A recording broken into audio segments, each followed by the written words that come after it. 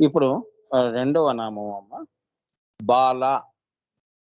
బాల అంటే ఏంటో చూద్దాం. బాలా త్రిపుర సుందరి ఉంది కదా! అందులో బాల. బాల అంటే కుమారిక అని మాత్రమే అర్థము చెప్తున్నారు. అంటే ఇప్పుడు కుమారి పూజ చేస్తాంగా దసరాల్లో ఒక 9 మంది చిన్న చిన్న మొన్న ఎవరో వచ్చారు నాన్న మన పరంపరకి. వాళ్ళ ఇళ్లల్లో వాళ్ళు పాపం కుమారి పూజలు చేసి ఆ ఫోటోలు నాకు ఇచ్చారు వాళ్ళు. అలా కుమారి పూజలు చేసుకుంటాం కదా! బాల, కుమారి అలా. ఇది బాల అంటే కుమారిక అని మాత్రమే అర్థము చెప్తున్నారు కానీ, దీని అంతరార్థం కూడా తెలుసుకోవాలిగా మనం. ఎందుకు స్వామి అలా ఆ పూజలు చేశారు? దాని అంతరార్థం ఏమిటి అంటే, ఇప్పుడు నేను చెప్పబోయే ఈ యొక్క విశ్లేషణని మనసులో పెట్టుకొని, ఇది అంతరార్థం నాన్న. స్థూలంలో ఆమె సృష్టి సంకల్పం చేసినప్పుడు ఆమె బాల అవుతుంది. ఏమా బాల బాల అంటే బల అని కూడా అర్థం చేసుకోవాలి మీరు. ఒట్టి చిన్నపిల్ల ఏమీ తెలియదని కాదు అక్కడ అర్థం. బల ఆమె అంత బలము ఉన్నది. ఇంత అండపిండ బ్రహ్మాండాలని సృష్టించడానికి ఈమెకి ఎంత బలం ఉంటే ఈమె బల అయింది. ఈ బాలయే బల అయింది అని అలా అర్థం చేసుకోవాలి. ఏమ్మా బల సంబంధమైనది బాల.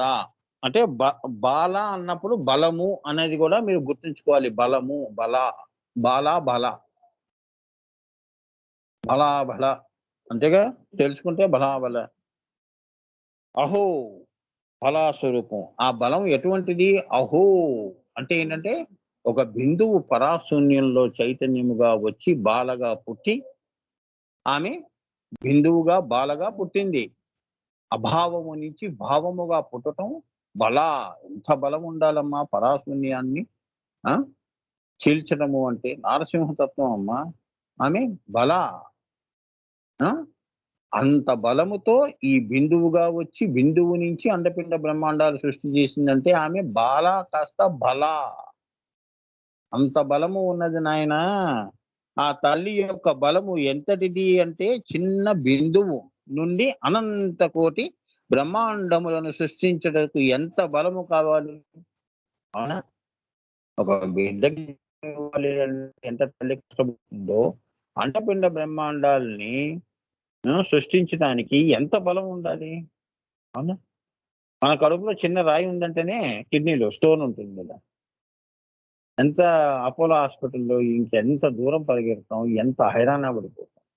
అలాంటిది ఇంత సృష్టి ఇంత సృష్టి అమ్మవారు ఒక బిందువు నుంచి అవునా విశ్వయోని త్రికోణము అందులో ఉన్న బిందువు అది బల.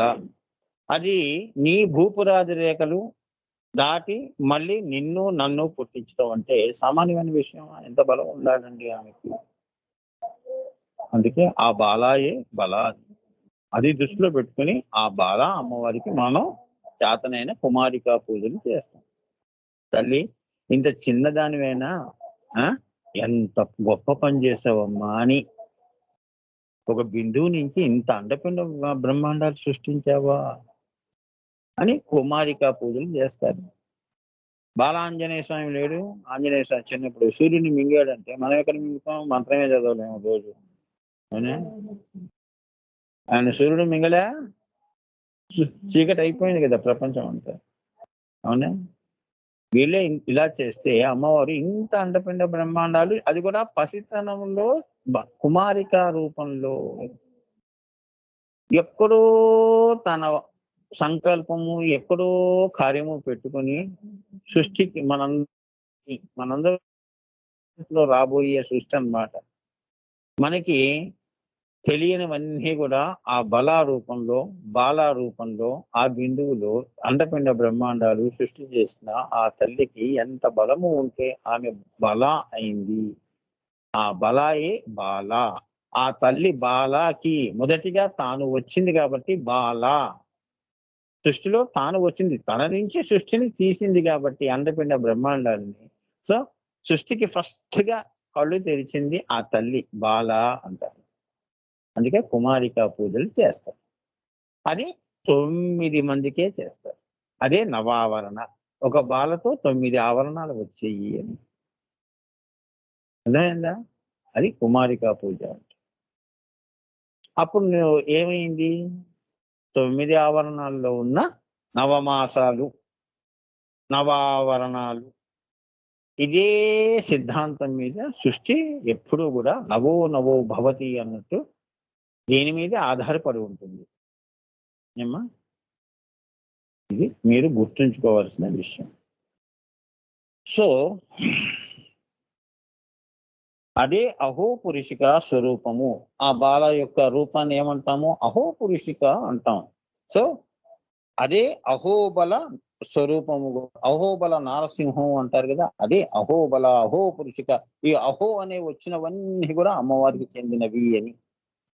అది నారసింహి స్వరూపము అని. అసలైన నారసింహి అంటే ఏంటంటే ఆ తల్లి ఏమ్మా ముందు సృష్టి కోసం ఆమె ఏమైంది? తనని తాను హింస చేసుకొని సింహ కాస్త హింస చేసి సింహాసనేశ్వరి అయిందని చెప్పాను గదా! శ్రీవిద్యలో. గురుగారు చెప్పారు గదా! అలా ఈమె నారసింహి, ఈ నారసింహి స్వరూపము. తర్వాత కాబట్టి అమ్మవారు నారసింహి అయింది.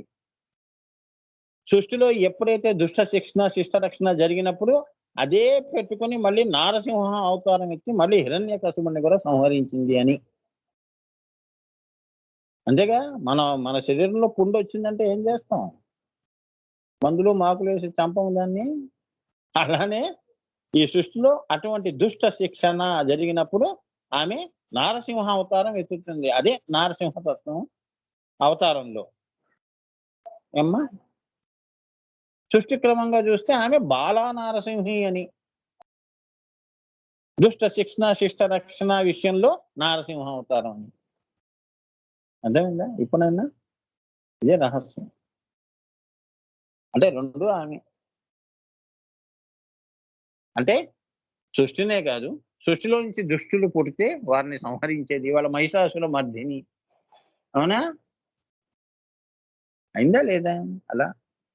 సో, ఆ నారసింహియే మాయ.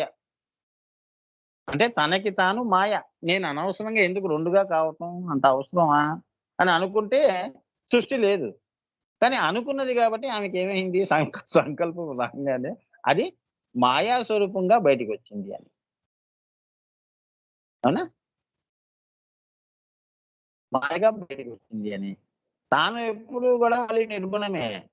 కానీ తన నుంచి వచ్చిన సృష్టంతా మాయా స్వరూపము. అందుకే మాయా ఈశాయి నారసింహి అంటారు. ఏమో అని శృతి వాక్యం. మాయా ఏషాయి నారసింహి అని శృతి వాక్యం. కాబట్టి బాల అంటే బలములన్నిటికి గూడా తానే బలమైనది. ఇప్పుడు నువ్వు అంటావు గదా! నేనింత పని చేశానంటే పక్క వాళ్ళేమంటారు? నీకంటే ఎక్కువ నేను చేశాను అన్న. ఈ బలం ఏదైతే మీరు అంటున్నారే, ఇదంతా కలిపితే ముద్ద గడితే ఆనందం అనేది చెప్పానే పారాయణంలో. ఆమె బాల. బల. నీతో చేయించింది నేనేరా అని. అర్థమైందా అమ్మ? నువ్వు చేయలేదురా అదే నా మాయ. నేను అన్నావు అంటే నా మాయ. నువ్వు చేశావు అమ్మా అంటే నువ్వు నేను ఒకటే. నా బలం తెలుసుకున్నావు అంటే అంతే గదా! అమ్మని తెలుసుకున్నట్టే. నేను చేశాను అంటే ఆమె లీలా విన్యాసము. అందులో నీతో నేను అని అనిపిస్తుంది. అదే ద్వైతం. ఏమ్మా? అదే శివ దృష్టి, సమదృష్టి అంటే. అంతేకాదు ప్రాణములన్నిటికి గూడా తానే ప్రాణమైనది. నీ గుండె ఇప్పుడు చప్పుడు గూడా ఇన్ని గుండెలు అవునా? సృష్టిలో 84,00,00,000 జీవరాశుల్లో ఈ lub dub, lub dub, lub dub అని ఎలా కొట్టుకుంటున్నాయమ్మా? ఆలోచన చేయండి ఇవన్నీ. అన్నీ కలిపితే ఆమె ఉదాహరణ ప్రాణ స్వరూపిణి అని. ముఖ్య ప్రాణము అని. ఇప్పుడు శ్వాస తీస్తున్నావు గదా! అది ముఖ్య ప్రాణం. చూసారా? ప్రతి జీవి తీస్తుంది. పుట్టిన ప్రతి జీవి శ్వాస తీస్తుంది. పిపిలి కాదు బ్రహ్మ పర్యంతము గూడా ఈ ముఖ్య ప్రాణం మీద ఆధారపడి ఉంటారు. అదన మాట చెప్తున్నాడు. ఆమె అన్ని సమాహార స్వరూపిణి. రూపములన్నిటికి గూడా తానే ఆది అయినది. అవునా? అందరి రూపాలు గూడా ఆ! అమ్మవారి యొక్క రూపములో నుంచి వచ్చిన వాళ్ళమే. ఆవిడ ఇస్తేనే రూపం. నామరూప జగత్తంతా తానే అని. తానే నిండి ఉన్నది. అంతేగాని మనం అమ్మవారికి స్థానం కల్పించేంత వాళ్ళం కాము. "అమ్మ ఇలా రా అమ్మ నా గుండెలో కూర్చోమ్మా" అని మనం అజ్ఞానంలో అంటున్నాం. "నేనెక్కడ లేనురా" అంటుంది. అంతే కదమ్మా! అదే గదా! అజ్ఞానం అంటే, అంటే మూఢభక్తి అనో ఏదో ఏమంటారో మరి మీరు నాకు తెలీదు. ఆ! అది మనం తెలుసుకోం గదమ్మా! అమ్మవారికే మనం స్థానాన్ని కల్పిస్తున్నాం. మా ఇంట్లో మందిరంలో మా అమ్మవారు ఆవిడ అక్కడ కూర్చోవటం ఏంటి? బిందువులోనే మొత్తం మనమే ఆవిడలో ఉన్నాం. అవునా?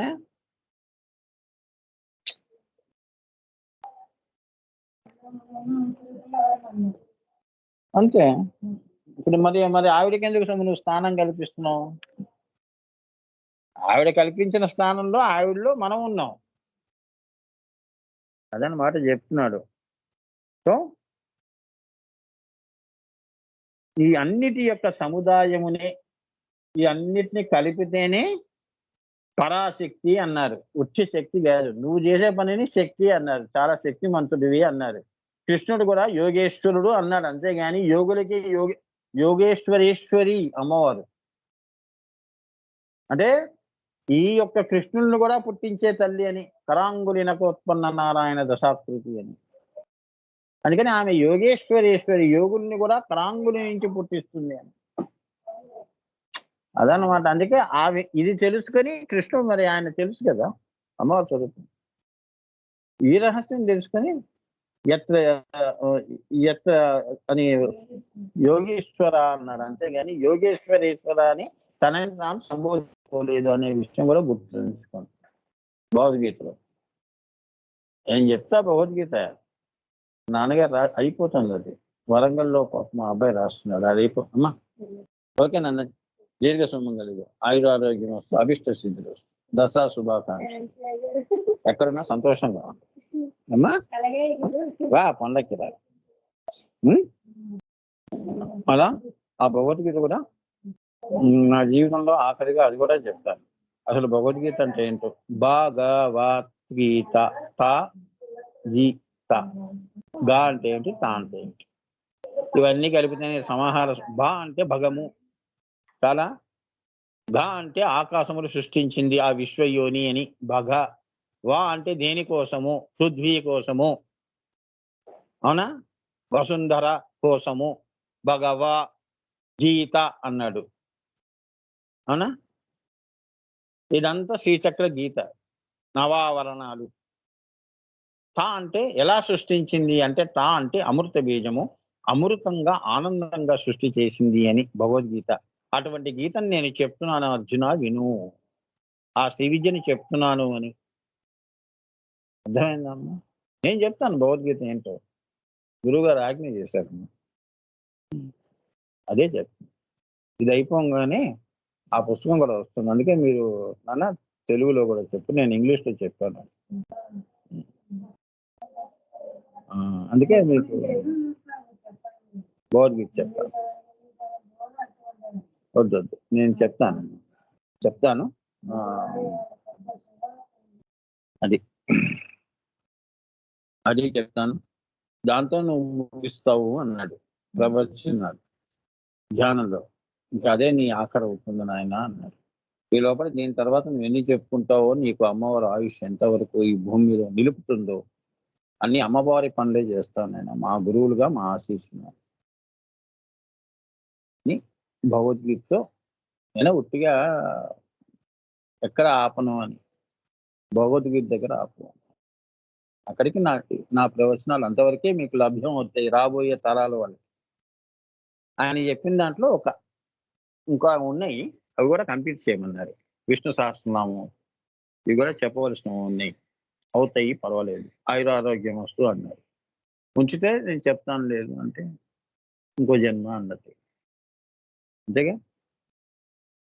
సో ఈ అన్నిటి యొక్క సముదాయమునే పరాశక్తి అన్నాడు. మరి ఈ మన శక్తులన్నీ కలిపితే ఇదంతా ఎక్కడి నుంచి వచ్చింది? ఆది పరాశక్తి బిందువు నుంచి అమ్మవారు ఇచ్చింది కాబట్టి అబ్బా! అందుకే మనం ప్రతి పని చేసినా కూడా అంతా భగవంతుడు ఇచ్చాడండి శక్తి. మరి ఆంజనేయ స్వామి చెప్పాడుగా. రామనామముతోనే వాళ్ళు అంతంత కొండలు తీసుకెళ్ళి అక్కడ రామసేతుని నిర్మించారు. అవునా? ప్రతి దాని మీద రామ రామ అనుకుంటూ అందులో వేస్తే అన్నీ తేలుతున్నాయి. అవునా? మరి ఇప్పుడు చెప్పండి నాకు నేను చెప్పిన దానికి మన శక్తులన్నీ కలిపితేనే కదా అమ్మవారు. అమ్మవారు ఇస్తేనే కదా మనకి. అవునా? అందరం ఒకటికి 2, 2 రాళ్ళును పెద్ద పెద్ద కొండలు ఎత్తేసి అందులో వేసేస్తున్నాం మనం. ఈ పనులన్నీ చేస్తున్నాం అంటే అమ్మ దయ. ఆరోగ్యంగా ఉన్నాం అంటే అమ్మ దయ. ఏదో అడ్డంగా పడేస్తుంది రోడ్డు మీద. ఆ! కుక్క చావు చావటమే. అంతే కదమ్మా! సో, అమ్మ దయ ఉంది. కృష్ణార్పణం. అమ్మో! ఇవాళ ఇంత గొప్ప పని చేశాను. కృష్ణార్పణం. ఏదో ఆ తల్లి నన్ను ఇగో ఇవాళ చూసాము. నిన్న నిన్న చెప్పుకున్నాం. ఇవాళ చూసాము. ఈ నామం విన్నాం. ఇది అమ్మ దయ. ఈ మధ్యలో ముగ్గురు ఎగిరిపోతే అంటే సృష్టిలో మరి ఎందరో వెళ్ళిపోయారు. మనం ఉండి చెదిగగనాల్లో ఉండి మనం చెప్పుకుంటున్నాం అంటే అమ్మ దయ, గురువుల దయ ఉంది అని చెప్తున్నాను. వచ్చేవాళ్ళు వస్తున్నారు, పోయేవాళ్ళు పోతున్నారు. కానీ మన ప్రవచనం ఆగట్లేదని. అది తెలుసుకోండి నాన్న అంటున్నాను. విర్రవీగకూడదు అని. నేనే అని విర్రవీగకూడదు. ఎప్పుడూ కూడా అమ్మ పాదాల దగ్గర మన జీవితాలు అక్కడ ముగిసిపోవాలి. అర్థమైందా? సృష్టే ముగిసిపోతోంది. నీ యొక్క జీవితం ఎంత? అవునా?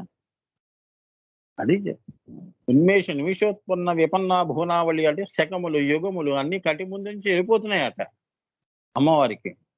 ఆమె కన్ను తెరిచిందంటే యుగాలు వెళ్ళిపోతాయి. అర్థమైందా అండి? అలా ఉంటుందమ్మా అమ్మవారిది. మనకు తెలియని విషయాలు ఇవన్నీ. హ్మ్.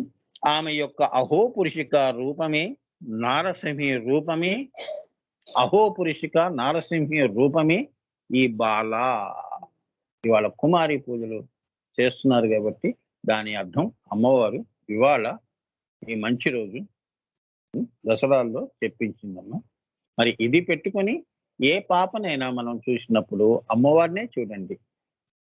అమ్మ ఆ పిల్ల ఎంత సంతోషిస్తుంటే ఆమె నందిత, ఆనందిత అక్కడ అమ్మవారు ఉందని మీ భావనతో ఆ పిల్లని మనం పూజలు చేయటం. అంతే కదా! పారానికి పెట్టటం. ఇప్పుడు ఏమిటి చక్కగా స్కూల్‌లో పెన్సిళ్ళు, అటువంటి పుస్తకాలు దానికి బాగా డబ్బుంటే బట్టలు కూడా పెట్టండి. అవునా? దానికి ఇష్టమైనవన్నీ సంచిలో పెట్టి ఇవ్వండి. దానికి బొట్టు పెట్టండి.